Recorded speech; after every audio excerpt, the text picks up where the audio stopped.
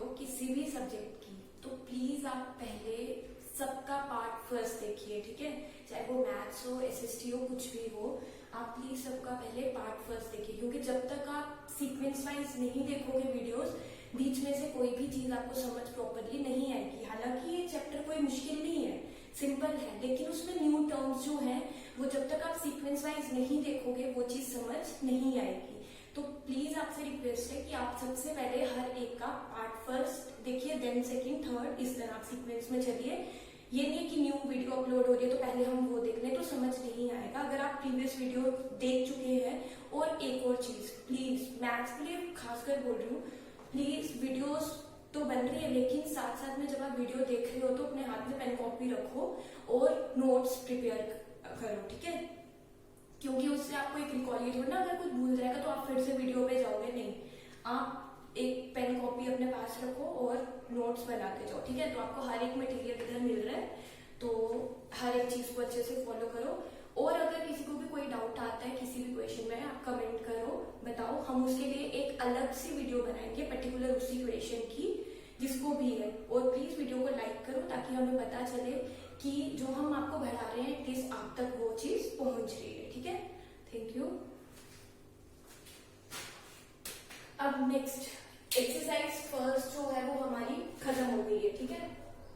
उसके सारे क्वेश्चंस हो चुके हैं। नेक्स्ट एक्सरसाइज 1.2 सिंपल सी एक्सरसाइज है, कोई मुश्किल नहीं है, वही है जो आप प्रीवियस क्लासेस में पढ़ के आए हो, वो बस रिकॉल है, ठीक है। एलसीएम एचसीएफ कैसे आपको निकालना है वो आपको पता है।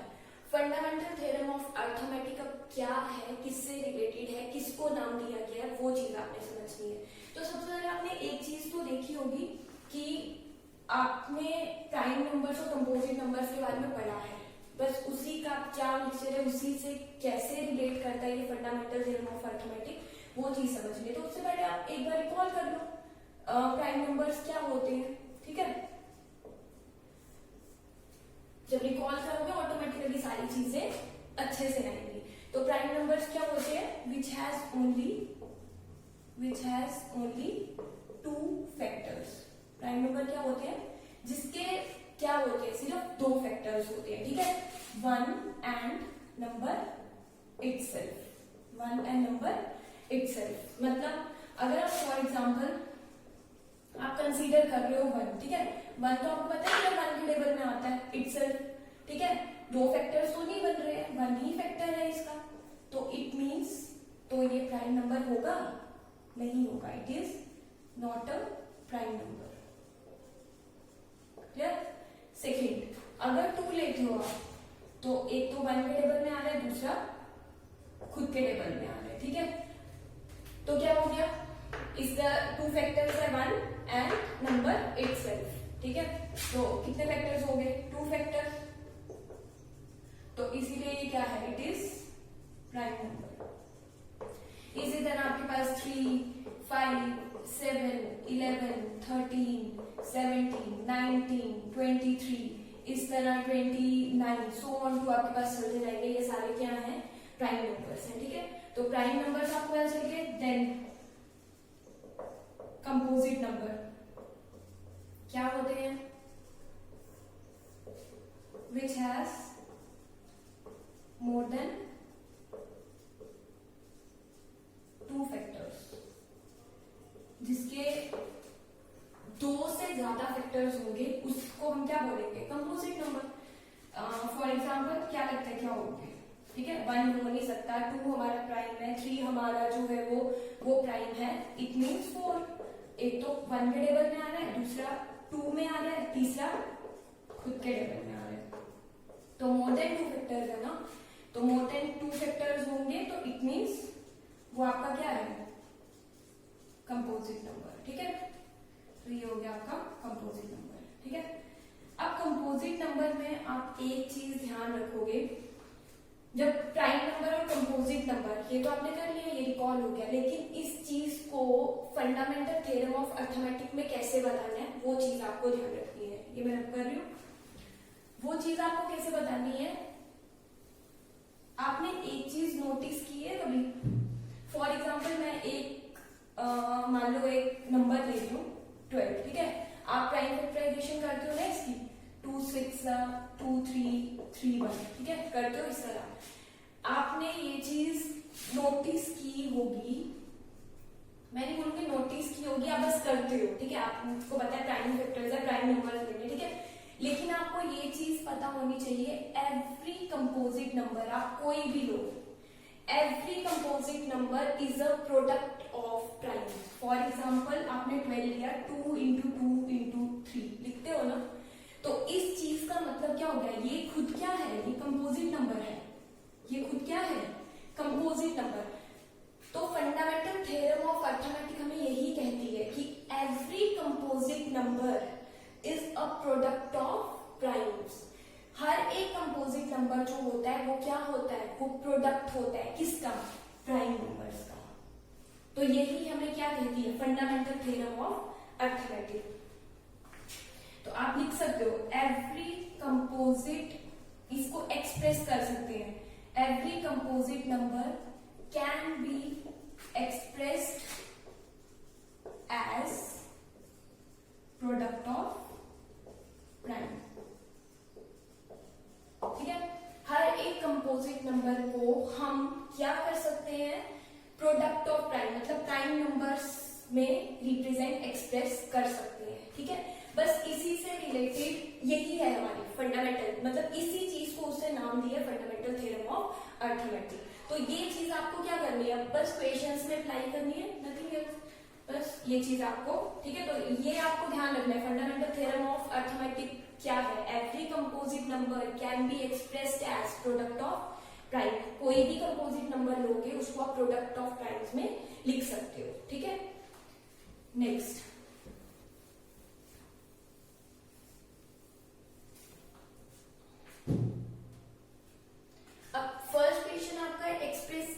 Number as a product of its prime factor. Simple question है कि express each number as a product of prime factors. वो आपकी मर्जी, आपको इसको अब 2 वेज है, आप जिस मर्जी वे से इसको रिप्रेजेंट कर सकते हो।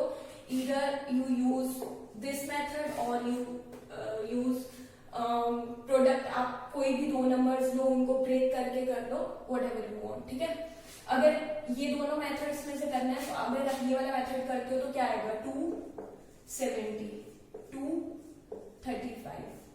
फिर नेक्स्ट प्राइम देखना है, 5 और 3 कितना होता है, 8। 3 के टेबल से नहीं जाता है तो मतलब 5 से जाएगा, 5 7 जा 7 1 हो गया। तो 140 जो था वो आपका कंपोजिट नंबर था, इसको हमने रिप्रेजेंट कर दिया प्रोडक्ट ऑफ प्राइम्स में, ठीक है। तो आप रिप्रेजेंट कर सकते हो 2 इंटू 2 इंटू 5 इंटू 7, ठीक है। और अगर अदर मेथड आपको देखना है, अगर आपको ये चीज नहीं करनी है, ठीक है। अब जो काफी बड़े नंबर होते हैं, अगर आप इस तरह करो चलेगा, बड़े नंबर होते हैं उनको आपको थोड़ा इस तरह ब्रेक करने में थोड़ा प्रॉब्लम आएगी, तो आप उस तरह करो तो चलेगा, वो कोई प्रॉब्लम नहीं है। इसको अगर आप इस तरह लिखना चाहो 70 इंटू 2, ठीक है, लिख सकते हो। फिर 70 को ब्रेक कर लो 70 इंटू 10, फिर 7 और 2 दोनों प्राइम है, फिर इसको ब्रेक कर लो 5 इंटू 2 इंटू 2 हो गया। तो बाद में अरेंज कर दो, एक ही बात है। तो इस तरह आप जो है वो क्या कर सकते हो, ब्रेक। अगर आपको ये चीज नहीं करनी है तो आप इसको इस तरह ब्रेक करके भी कर सकते हो, ठीक है। तो ये है आपके, करें नेक्स्ट पार्ट 3825। 3825 सबसे पहले तो जब भी प्राइम नंबर लेना, पता आपको 2 इवन प्राइम आपका नंबर है, तो 2 के लिए आपको लास्ट में इवन नंबर चाहिए होता है, तो ये 2 से तो जाएगा नहीं। 3 से चेक करने के लिए आपको पता है, 3 से चेक करने के लिए सारे नंबर्स को ऐड करना होता है, ठीक है। 3 + 8 11 एंड 11 + 2 13 13 + 5 कितना हो गया 18। तो इट मीन्स ये 3 से डिविजिबल है, ठीक है। 3 1 3 2 6 3 7 21 3 5 15। अगेन चेक करो 7 8 9 10 10 + 5 15, 3 से जाता है। 3 4 12 3 2 6 3 5 15। नेक्स्ट 5 4 9 10 11, मतलब 3 से नहीं जाता है। तो नेक्स्ट जो कंपोजिट नंबर है वो आपका कौन सा, मतलब सॉरी नेक्स्ट जो प्राइम नंबर है वो कौन सा, 5। तो 5 से तो डेफिनेटली जाएगा क्योंकि लास्ट पे 5 है। 5 8 40 और ये आपके पास 25, तो ये कितना हो गया 5 5 25। अब 3 से तो बिल्कुल नहीं जाएगा, अगर नंबर बड़ा आ गया फिर पीछे वाले नंबर से ये नहीं जाएगा। अगर पीछे वाले नंबर से जाता है इट मीन्स आपने ऊपर कोई गड़बड़ी की है, इसका मतलब उससे भी जाता था पहले। तो ये अब इट मीन्स ये या तो इसके नेक्स्ट नंबर से जाएगा या इसी नंबर से जाएगा, ठीक है। तो ये चीज आपको ध्यान रखनी है। 5 5 1 5 5 7 35। नेक्स्ट 17 तो खुद प्राइम है तो 17 1 तो ये हो गया आपका ब्रेक। तो 3 into 3 into 5 into 5 into 17। तो इस तरह आपको क्या करना है, प्राइम फैक्टर्स। अब बाकी वाले क्वेश्चंस आप खुद ट्राई कर सकते हो, अगर आपको कोई भी प्रॉब्लम आई तो आप पूछ लेना, ठीक है। तो इसी तरह आपको सॉल्व करना है, ठीक है।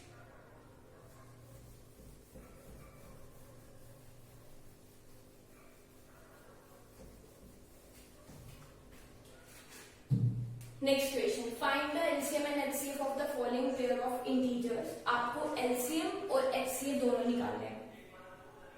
अब देखो एलसीएम और एचसीएफ के भी हमारे पास रूल्स होते हैं, ठीक है। लॉन्ग डिवीजन मेथड होता है, प्राइम फैक्टराइजेशन मेथड होता है, इसमें से कुछ नहीं बोला है, उसे सिंपल बोला है एलसीएम एचसीएफ। आप जिस मेथड से निकालना चाहिए उस मेथड से आप निकाल सकते हो, ठीक है।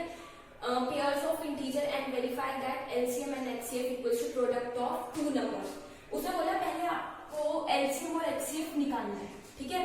फिर बाद में क्वेश्चन को वेरीफाई करना है कि एलसीएम और एचसीएफ जो निकला उनका प्रोडक्ट और जो दो नंबर्स है उनका प्रोडक्ट, ये दोनों का आंसर क्या होना चाहिए, इक्वल। और ये हमेशा इक्वल होता है, ठीक है। अब ये कंडीशन आपके पास क्या है, सबसे पहला आपको जो दिया है वो क्या दिया, 510 एंड 92। उसे बोला एलसीएम भी निकालना है आपको, एचसीएफ भी निकालना है आपको, ठीक है।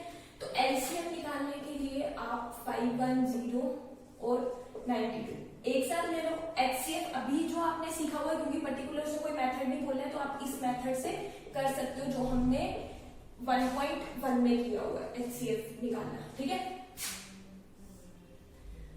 क्या होगा, सबसे पहले दोनों क्या है, ये इवन नंबर, तो मतलब 2 से तो जाएगा, 2 2 4, 1 कैरी बचा, 2 5 10 होगा, 2 5 10। नेक्स्ट 2 4 8, 2 6 12। नेक्स्ट ये तो अब क्योंकि बीच में कॉम है तो दोनों जब तक 2 से खत्म ना हो जाए तब तक नेक्स्ट नंबर आपको नहीं लेना है। ये 2 से नहीं जाता है, 255 को तो एज इट इज रखोगे। नेक्स्ट 2 2 4, 2 3, ठीक है। अब ये नंबर 5 + 5 10, 10 और 2 12, मतलब 3 से जाता है, ये 3 से नहीं जाता है, 3 और 2 5 होता है, नहीं जाता। तो 3 से पहले इसको तो करो, 3 8 24 और 1 5, 85 आ गया, 23 एज इट इज। अब 8 और 5 होते हैं आपके पास 13, नहीं जाता है 3 से, मतलब 5 से लोगे, 5 1 5, तो ये कितना हो गया 17, ठीक है। और 23 एज इट इज। अब ये दोनों के दोनों प्राइम है, चाहे इधर ही रोक दो, यहाँ 17 1 फिर ये 23 एज इट इज, 23 1 1 हो गया। इन सबको आप मल्टीप्लाई करोगे, 2 into 2 into 3 into 5 into 17 into 23, ये आपका रिप्रेजेंट करेंगे क्या, एलसीएम, ठीक है।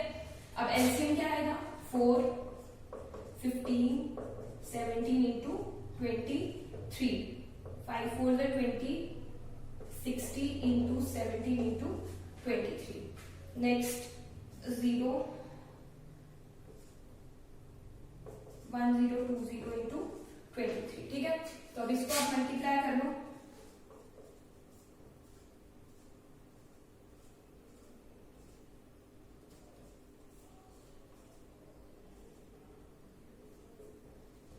तो 2 3 4 6 0 आपका आंसर आ रहा है, ठीक है। अब एलसीएम तो आपका हो गया। नेक्स्ट आपको एचसीएफ। एचसीएफ मैंने आपको उस दिन भी बोला था कि आपको एचसीएफ में क्या करना होता है, आपको पूरी टर्म देखनी होती है, या तो इससे डिविजिबल होनी चाहिए या इससे छोटी होनी चाहिए। अब 92 आपको पता है, 92 into 10 करोगे सीधे 920 आ रहा है, मतलब नंबर छोटा है तो आपको कोई, तो सबसे पहले क्यों ना 5 से ही चेक कर लो, ठीक है। तो 5 से चेक करने से ये होता है, आपको ये पता चल जाता है आपको ऊपर जाना है या नीचे जाना है, ठीक है। 5 2 10, ये हो गया आपको 45 और 1 46, ठीक है। तो इट मीन्स अभी छोटा है तो 6 से भी आप कर लो, 55 बड़ा है तो इट मीन्स आपको 5 से ही लेना है। तो ये हो गया आपका 460, 11 में से 6 5, नेक्स्ट 92, 52 का क्या होता है 100, तो 1 से लेंगे 50, कितना हो गया 42,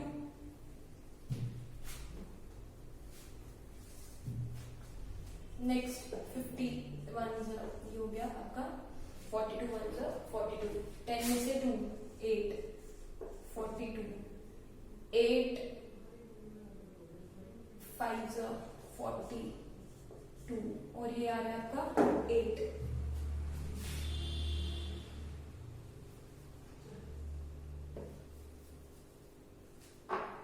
मैं इधर लिख देती हूँ, ठीक है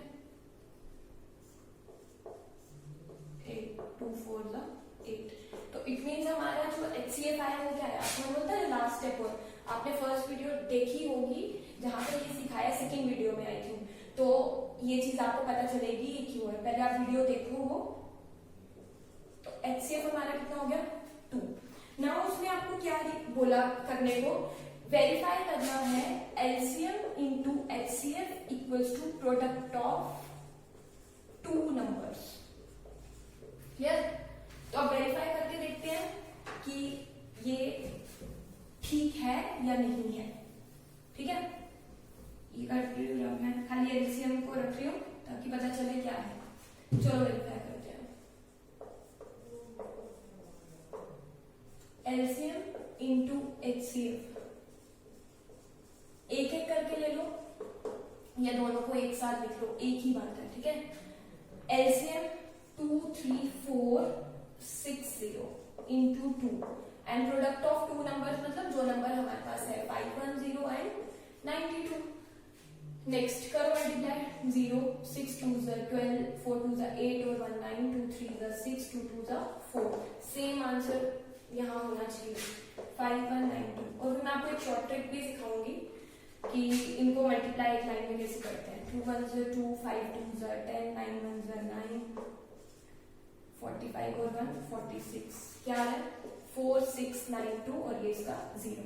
आंसर बिल्कुल ठीक आ रहा है। ठीक है, तो इट मीन्स कि हमारा वेरीफाई हो गया एलसीएम HCF का जो प्रोडक्ट है और जो 2 नंबर्स का प्रोडक्ट है वो दोनों सेम आए हैं। इस तरह आपने क्वेश्चंस को वेरीफाई करना है, सिंपल। तो बाकी पार्ट्स आप जो है वो घर पे ट्राई कर सकते हो। ठीक है, तो आप ट्राई करो, जो पार्ट नहीं आएगा वो आप बोल दो, मैं फिर से इधर कर दूंगी। ठीक है, नेक्स्ट करें।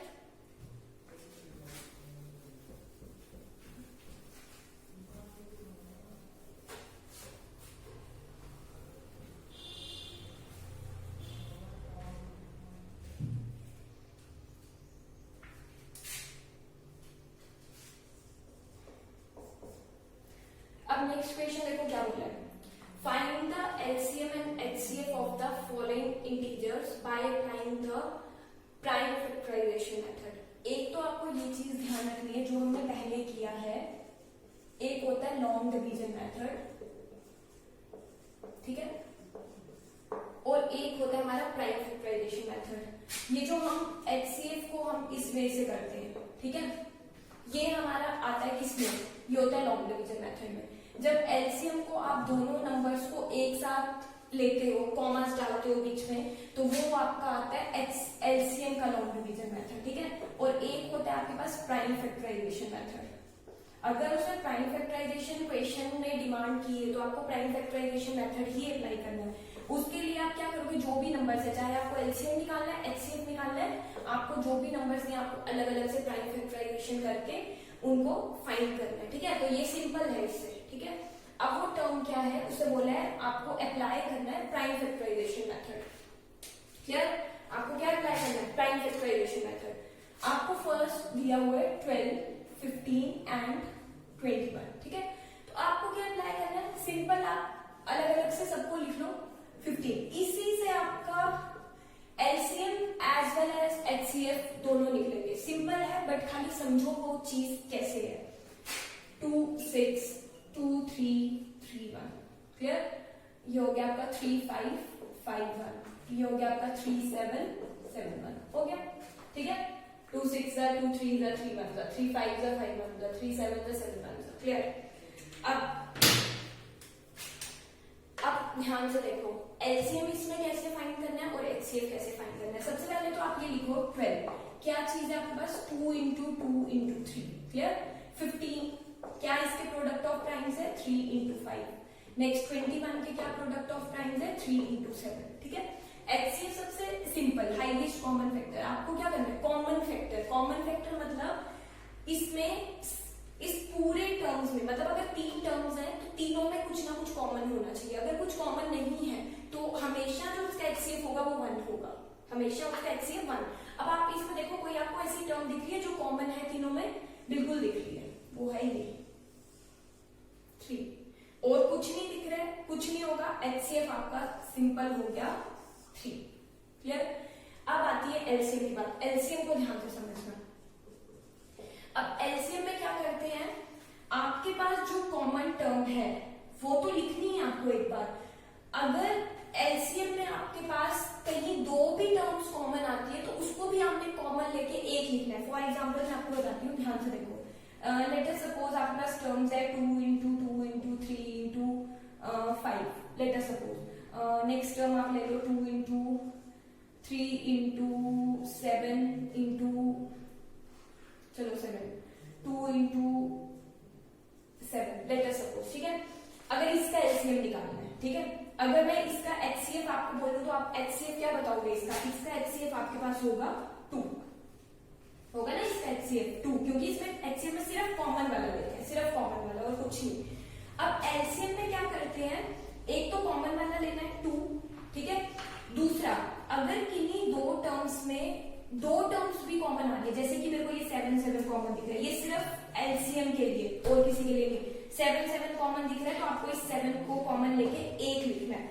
और किसी में देख लो 2 में कुछ कॉमन दिख रहा है, ये दिख रहा है 3 कॉमन दिख रहा है, तो 3 को भी आपने एक बार लिखना है।